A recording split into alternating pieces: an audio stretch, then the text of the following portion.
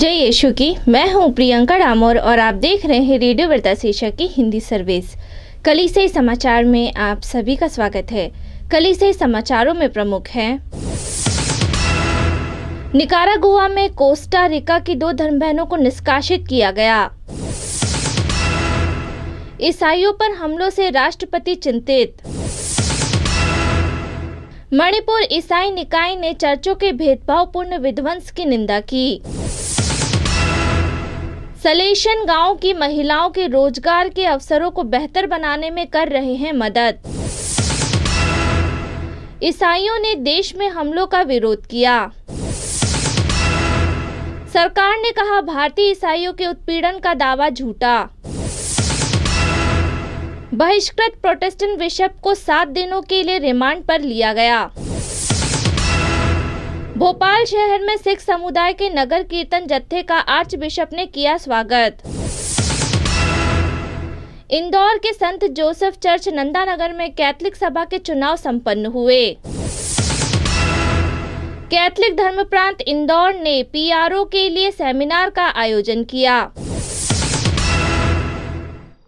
अब जानते हैं समाचार विस्तार से।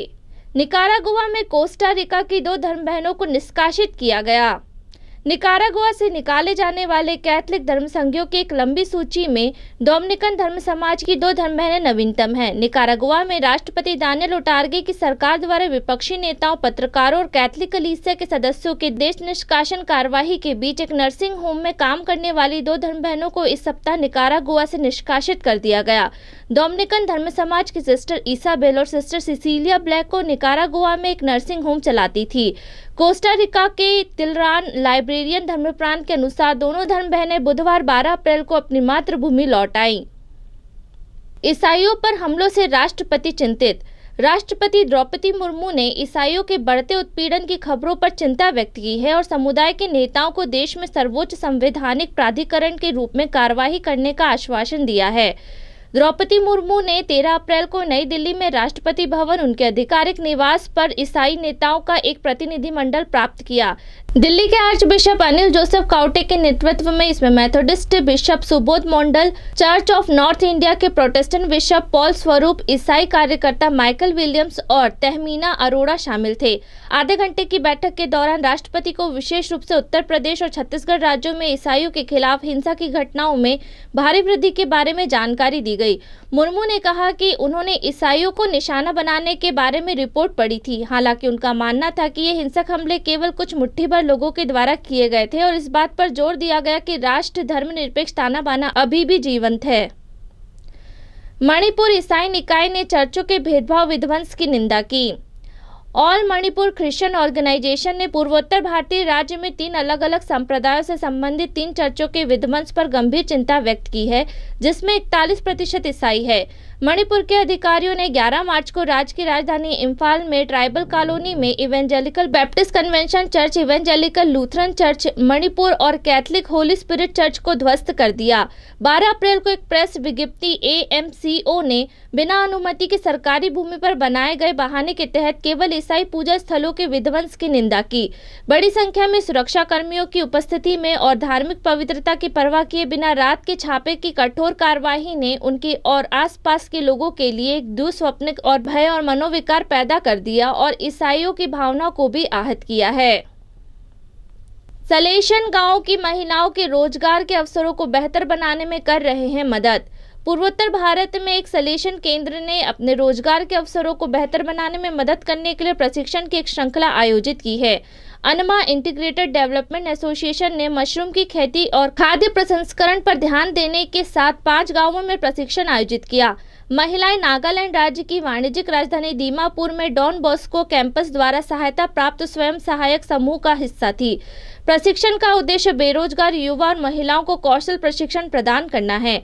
महिलाओं को रोजगार के बेहतर अवसर उपलब्ध कराने में मदद के लिए स्वयं सहायता समूहों की स्थापना की गई है। महिलाओं ने प्रत्यक्ष प्रशिक्षण में भाग लिया और वास्तविक कार्य वातावरण में सूचनाओं को साझा करने के लिए विभिन्न संगठनों और विभागों के साथ मिलने का अवसर मिला।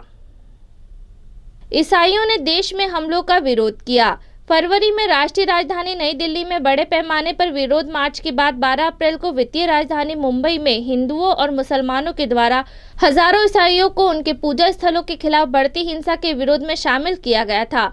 ऑल क्रिश्चियन कम्युनिटी के बैनर तले 80 ईसाई गैर सरकारी संगठनों के संघ सहित 7 से 8 हजार लोगों की विरोध रैली ने महाराष्ट्र राज्य के मुख्यमंत्री एकनाथ शिंदे को एक ज्ञापन सौंपा, जिसमें 20 मांगों को सूचीबद्ध किया गया था, जिसमें मुंबई शामिल है। ज्ञापन में कहा गया है, धार्मिक नेताओं के खिलाफ अभद्र भाषा और लक्षित हिंसा की लहरें जारी हैं। पूजा स्थलों की अपवित्रता, प्रार्थना सेवाओं में व्यवधान और धार्मिक समारोह पर प्रतिबंध और जबरन और कपटपूर्ण धर्मांतरण के झूठे आरोप हैं। सरकार ने कहा, भारतीय ईसाइयों के उत्पीड़न का दावा झूठा। संघीय सरकार ने ईसाइयों के उत्पीड़न को समाप्त करने की मांग वाली याचिका की सुनवाई के दौरान सुप्रीम कोर्ट में दावा किया है कि भारतीय ईसाई अपने खिलाफ हमलों के झूठे आरोप लगाकर देश की गलत छवि पेश करते हैं।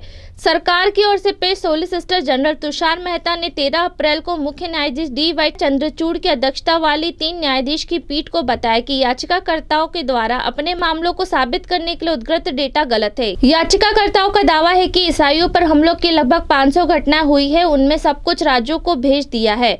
याचिकाकर्ताओं ने जिन हमलों की बात की है वे पड़ोसियों के बीच आंतरिक झगड़े हैं, जिसमें से एक ईसाई होगा। उन्होंने बाद में समाधान किया है, दिए गए आंकड़े गलत है।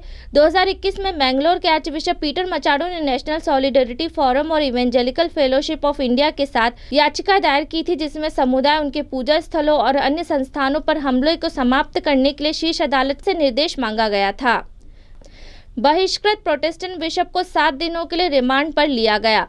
मध्य प्रदेश की एक विशेष अदालत ने प्रोटेस्टेंट बिशप पीसी सिंह को पूछताछ के लिए ईडी के 7 दिनों की हिरासत में भेज दिया है। ईडी के अधिकारियों ने कथित तौर पर 12 अप्रैल की रात को उत्तर भारतीय चर्च के पूर्व पास्टर को जबलपुर में उनके आवास से गिरफ्तार किया और अगले दिन जबलपुर की विशेष अदालत में पेश किया और पूछताछ के लिए उन्हें हिरासत में ले लिया।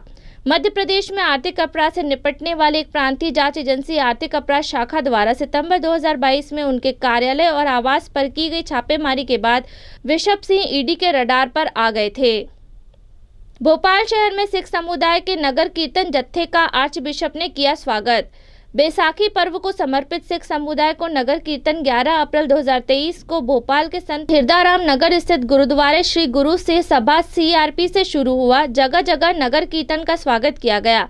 कैथलिक समाज ने भी कीर्तन जत्थे का स्वागत किया। गुरुद्वारा प्रबंधक कमेटी के अध्यक्ष श्री परमवीर सिंह वजीर के नेतृत्व में नगर कीर्तन निकाला गया। नगर कीर्तन के आगे पंच प्यारे चल रहे थे। गुरु ग्रंथ साहिब की पवित्र सवारी को सजाया गया। नगर कीर्तन के कई संस्थानों ने स्वागत किया।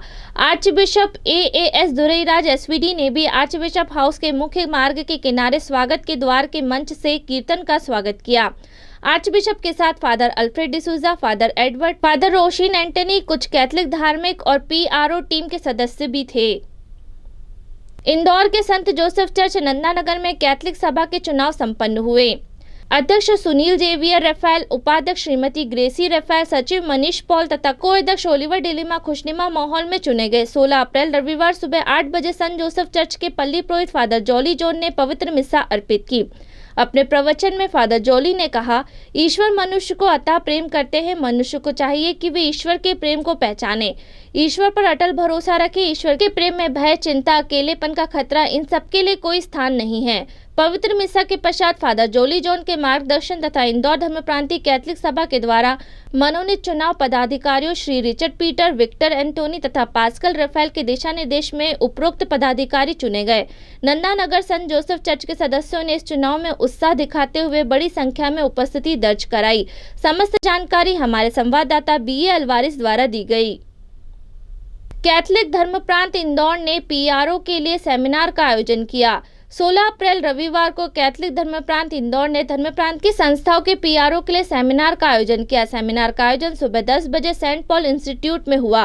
कार्यक्रम के मुख्य अतिथि DSP संतोष सिंह भदौरिया, लोकायुक्त इंदौर, मुख्य वक्ता सत्प्रकाशन संचार केंद्र इंदौर के निदेशक father Babu Joseph SVD, Catholic धर्मप्रांत इंदौर के bishop Chacko TJ, CNI church के बिशप काउंटन, SVD provincial father Paul Raj, Catholic धर्म प्रांत इंदौर के पीआरओ फादर सुमित ताहिर, कई अन्य पुरोहित धर्म बहनों सहित कैथलिक धर्म प्रांत इंदौर के विभिन्न संस्थाओं के 50 से अधिक पीआरओ उपस्थित हुए। सेमिनार का मुख्य विषय वर्तमान परिदृश्य में जनसंपर्क अधिकारियों की भूमिका था, जिस पर हमारे सभी अतिथियों ने पीआरओ की भूमिकाओं पर अपने अपने विचार व्यक्त किए एवं प्रतिनिधियों के सवालों के जवाब दिए। सेमिनार के दौरान ही धर्म प्रांतीय पत्रिकाओं के लेखक लेखिकाओं को सम्मानित किया गया। इसी के साथ कलीसिया समाचार समाप्त हुए। अगली बार फिर मुलाकात होगी नई खबरों के साथ। नमस्कार। रेडियो वेरितास एशिया आपके लिए लेकर आए हैं आरवीए मोबाइल ऐप। आरवीए मोबाइल ऐप पर हमारे विभिन्न प्रकार के कार्यक्रमों का लाभ लें, हमसे जुड़े और एशियाई ईसाईयत की आवाज का हिस्सा बने।